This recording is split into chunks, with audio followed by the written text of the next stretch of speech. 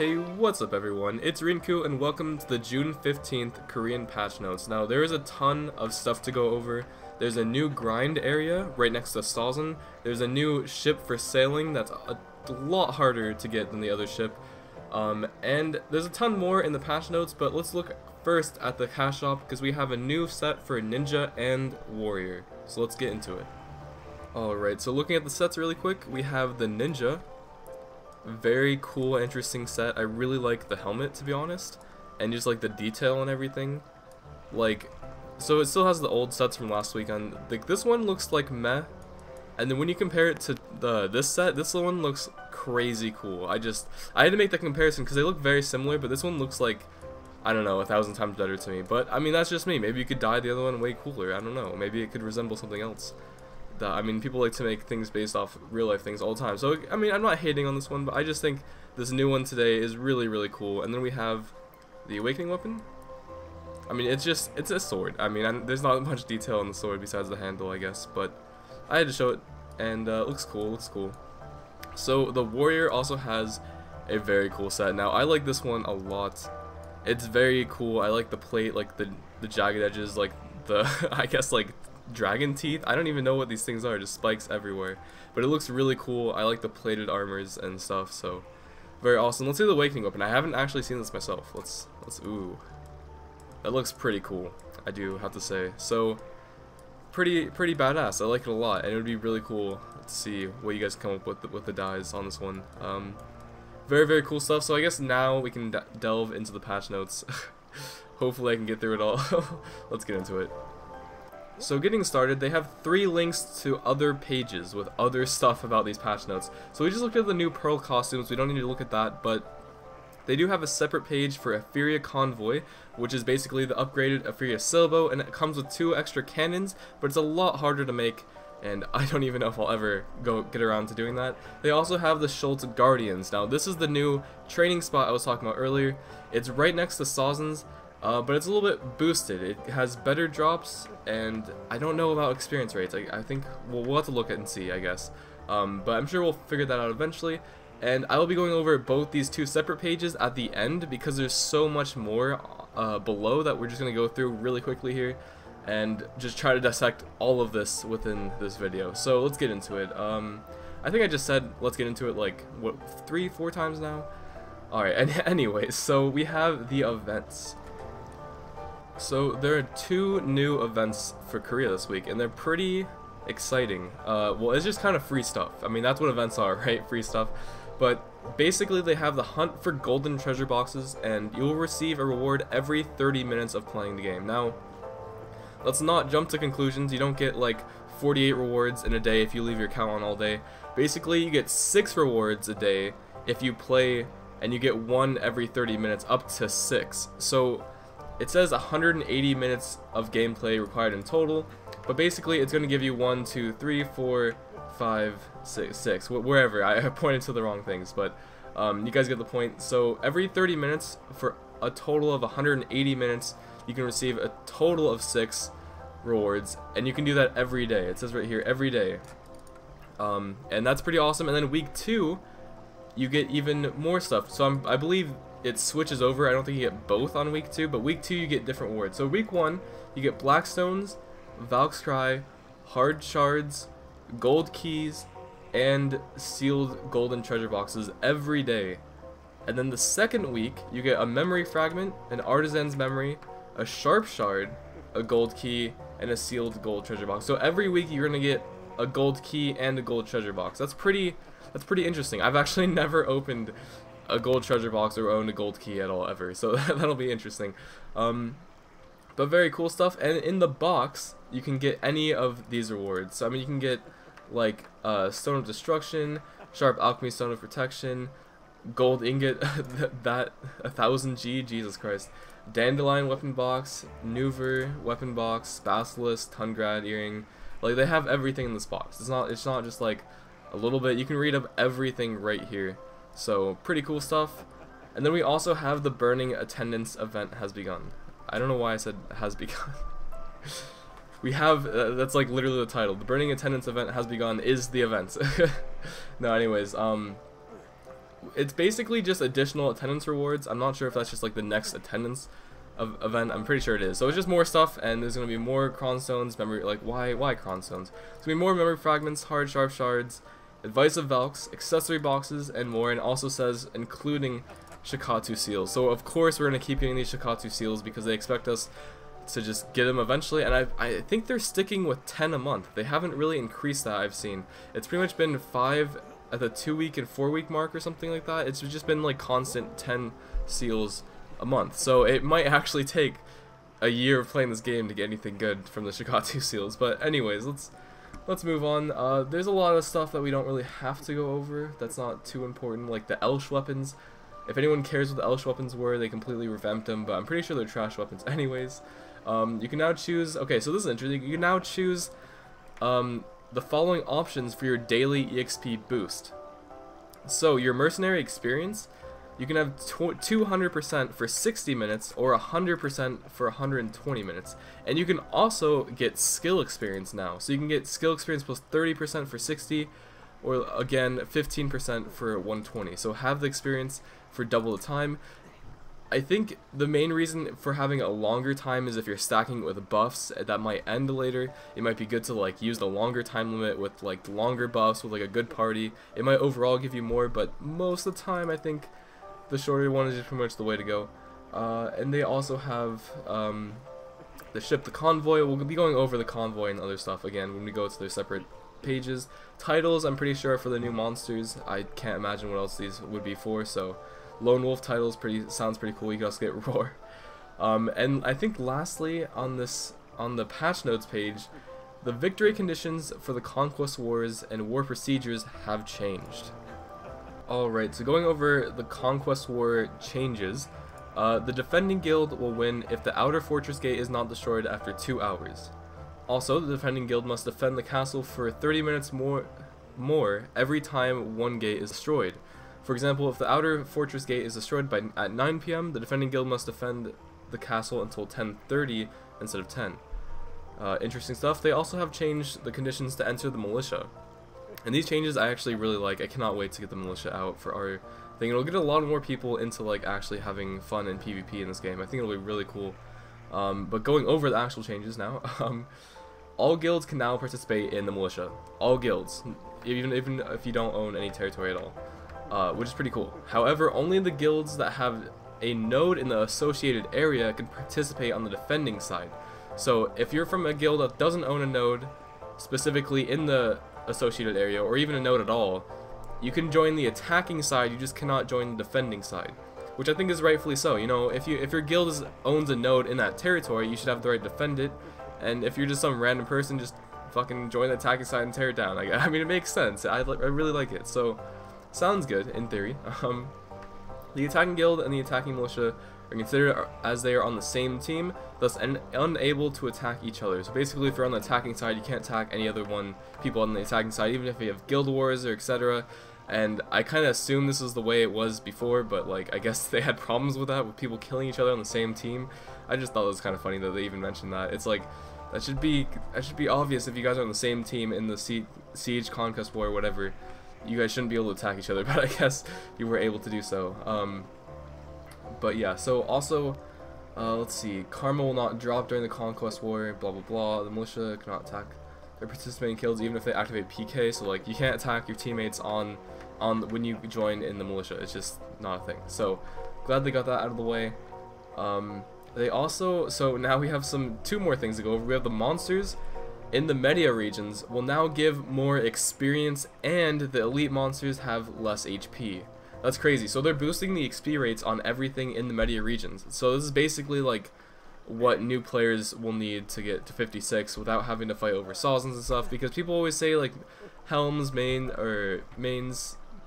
are pretty much like really slow. Elrics are so small, like you can only really solo there anyways. To be honest, I like that one on the castle anyways. They also have the Rogue's Den and the Iron Mine, so all 5 of these areas have more XP, and hopefully it'll like balance. It'll be close to Sazens, like not. I mean, I don't think they'll be more than Sazens, of course, but hopefully it'll be close, and it'll allow people to actually train at Helms and everything else on there, just without having to worry about Sazens right away. Now, of course, we have the huge Sawzin update we're going to get it into soon here, with Sawzin being pushed to the side for these new monsters, but I just want to talk about these monsters. And also, not only did they give more experience, these 5 Midea region monsters, they also no longer drop green rarity magic crystals, which I think were like 5k or 10k or something, and now they drop Blackstone's armor and Hercules Might armors. So I believe the Hercules armor is like, what, like 100k or something, Blackstone armor is like 100k, so it's like, it's at least a decent income increase from just getting these stupid crystals that no one really wants anyways. So that is pretty cool. So it starts getting into the Sawzin Garrison update and stuff. We'll get into that on a separate page. Let's skip through all of that. They have a whole new quest line for the new Sawzin Garrison area now as well. But down here we have a new menu called the Monster Ranking, and this is very, very exciting. So you can now check for the guilds who repeatedly defeat okay, first of all, these bosses aren't even in our server yet, so let me try to pronounce this. Mirumak, Watcher Ofen, and Mirumak, Destroyer Ofen. Okay, I don't even know. But these are basically the new bosses in Kama Sylvia, and I believe these are the guild bosses. I think, I don't want to say that for sure. I'm not sure which boss it is in Kama Sylvia, to be honest. But if you look up this name right here, the Watcher Ofen, on YouTube, you can see for yourself people kill it in the Korean server in BDO. So it's very exciting. If you guys want to see what this boss is, feel free to look it up. There's definitely videos and stuff on that, and we'll get it hopefully eventually soon. I mean, I made this, I'm pretty sure I talked about this in my old Korean patch notes a while ago, but that was old stuff, and I can't really do that on my Korean account. So, but that's cool. Time attack starts as soon as the guild interacts with the boss. That's pretty good. That's what I want to hear. Also, the guild will make it to the ranks when the members defeat Ofen within a limited time. So it sounds completely fair. The rank will not be updated real time. The rank will be updated in the ranking menu after a certain time. Basically, like real with current ranks, like the ones that show above your character, they basically update about every 15 minutes. I'd probably expect the same behavior from this as well, about 15 minutes, but maybe they might delay it even longer. I don't think it matters too much. I mean, within a day it should be updated guaranteed.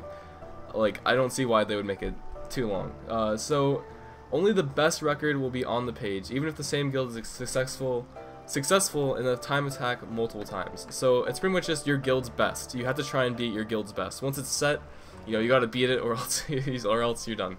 So it's pretty cool. And the one thing I wish it did is I wish it tracked more bosses. Like, I hope they have more things in the future that you can do for this time attack. I think time attacks for boss fights and other things are gonna be really cool to see these top guilds do. And maybe someday my guild will actually try to take on some of these things. So very, very cool stuff. Now, unfortunately, even though we've gone over so much stuff, there's 2 more pages of patch notes. We have the Ocean Battles, the Etheria Convoy, and we have the Schultz Guardians. So let's start with the Convoy.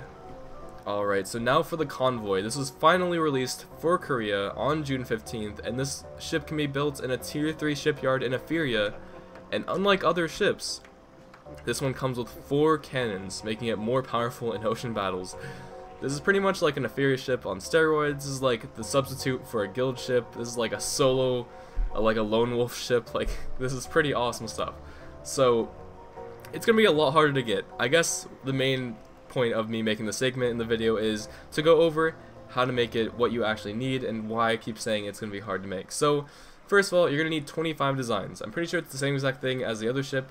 You have to do a daily quest. It's very simple. You just deliver 2 wooden boxes or something, and you get a reward. But you're going to need to do this 25 times, and you can only do it once a day. So it's going to take at least 25 days, no matter what, to create your convoy, because you're going to have to do this daily. So, and also it looks like, you can see in the picture, the rewards for the quest. So it looks like it's the same quest, but it's a different design.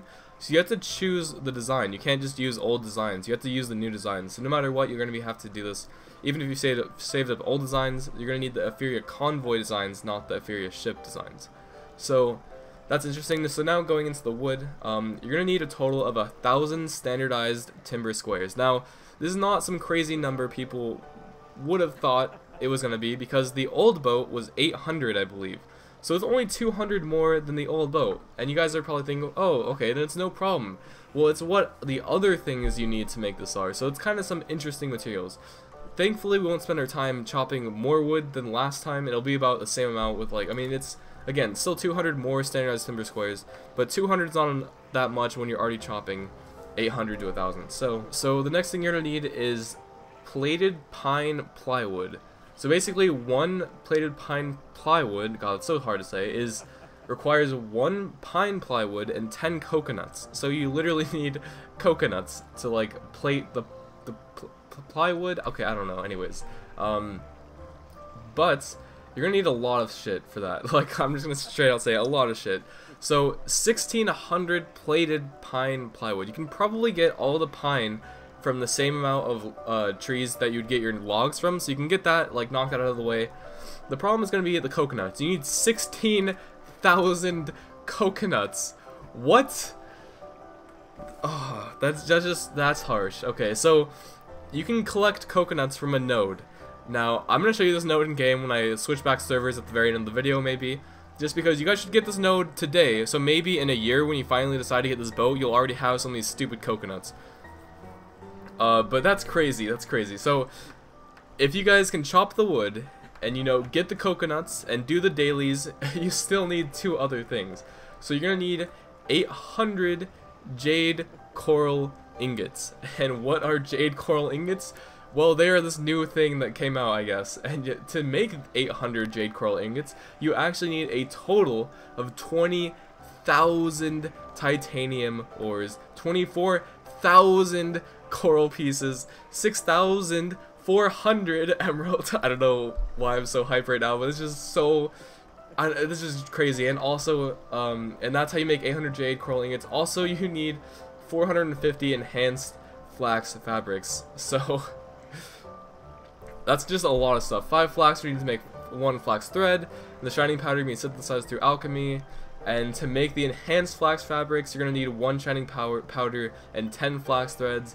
It's just a lot of stuff. So if we look at totals, here's what you're gonna need on here. So all this will be linked in the description. These guides in Invent Global are very good. Well, translations as well. So because we're looking at the patch notes here, but very, very cool stuff. So this is the totals of everything that you're gonna need, and it doesn't look that bad when you realize until you realize how much you need to make the plated pine plywood into it, and then also the jade coral ingots, and then just the wood itself is just really annoying. So just a ton of stuff here, ton of stuff. This is like everything you'd need to do to make it. But yeah, I'd highly recommend, if you were going for this for real, like, pull up this webpage on the link in the description and like track everything you're doing. Make sure you're doing it like all efficient, getting it all done at the same time. Like, let your workers gather the materials for you, like it says right here. Just let them do it for you, and it will save you time in the end. So very cool stuff. There's a lot of way you can get a lot of these things. Like I said, I'm not going to go over everything. This is not an Etheria Convoy guide. I don't know if I'll ever get around to making it, because it just sounds, with all of that together, it just sounds so harsh, but that's what it is. So feel free to pull up this page, look about it, and I'm curious to see who's the first person to get this, because I honestly don't think people are going to get this day one. There's just so much stuff to do, like, so many materials. You're going to have to, like, start getting all this now and pray. Like, the only way to get coconuts is from one node, and from gathering it in one place. So I don't understand how anyone's gonna get 16,000 coconuts, let alone like the jade coral ingots. You have to be really rich or have a lot of time to get that many materials. And I don't know. So let's get into finally the last segment, the new grind spot, Schultz Guardian's Garrison, right next to the Sazens. Alright, so let's talk about this new grind spot. This area looks similar to Sazen Garrison with a high density of monsters. Some human monsters are grouped together or standing in lines within a certain spot.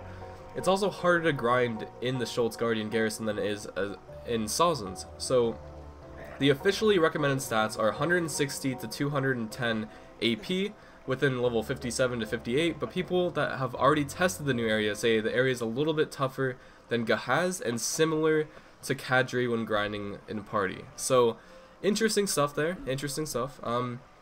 Here's where it is on the map. So they keep saying they replaced or moved some of the Sazens.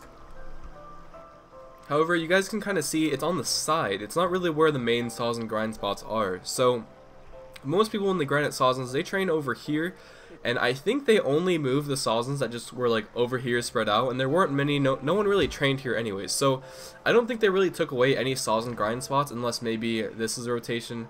I think maybe that is, but like again, this is just a giant circle. Who knows what they actually moved and what they actually didn't until we go into the area and look at it.